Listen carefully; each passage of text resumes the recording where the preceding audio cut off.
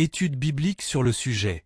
Comment discerner le véritable baptême dans le Saint-Esprit, d'après la Bible d'étude Esprit et Vie.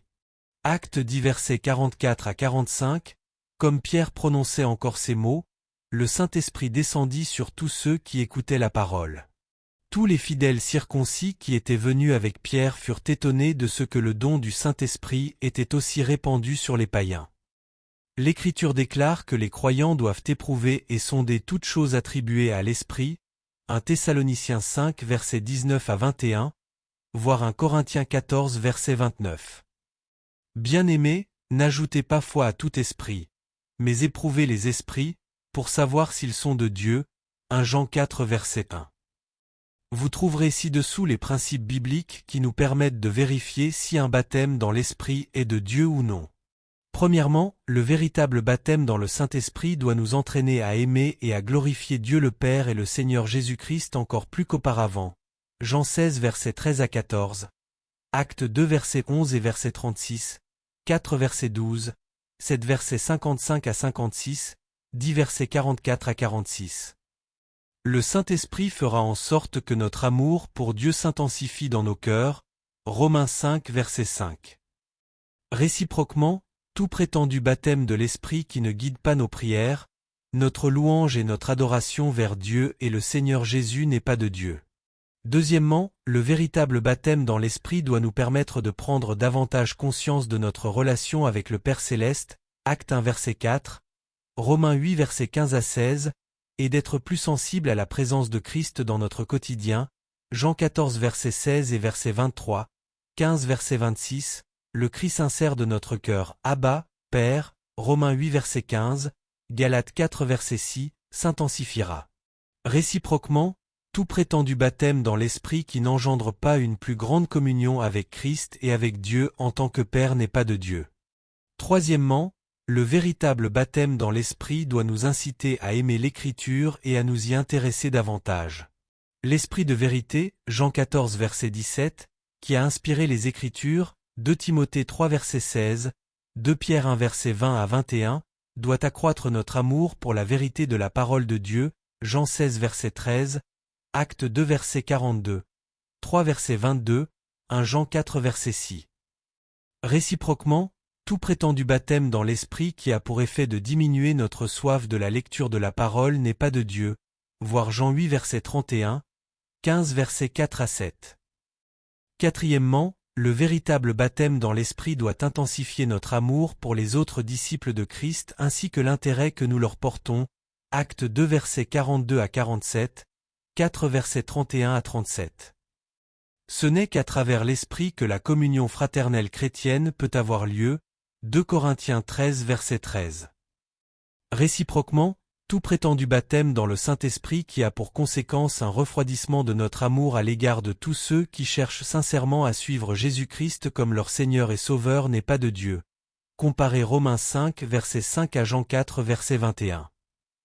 Cinquièmement, le véritable baptême dans l'Esprit doit être précédé de la repentance et d'une obéissance fidèle à Christ, Acte 2 verset 38, 8 versets 15 à 24, il sera entretenu aussi longtemps que nous continuerons à être sanctifiés par l'Esprit, Acte 2 verset 40, 3 verset 26, 5 verset 29 à 32, 8 verset 21, 26 verset 18, Galates 5 verset 16 à 25, à faire mourir les actions du corps, et à être conduit par l'Esprit de Dieu, Romains 8 versets 13 à 14, voir Galates 5 versets 24 à 25.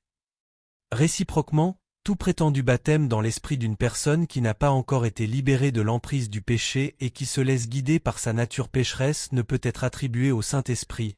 Acte 2 versets 38 à 40. 8 versets 18 à 23. Romains 6 versets 22 à 23. 8 versets 2 à 15. La puissance qui anime une telle personne vient d'une autre source, à savoir de l'œuvre trompeuse de Satan. Voir Psaume 5 versets 4 à 5, 2 Corinthiens 11 versets 13 à 15, 2 Thessaloniciens 2 versets 9 à 10.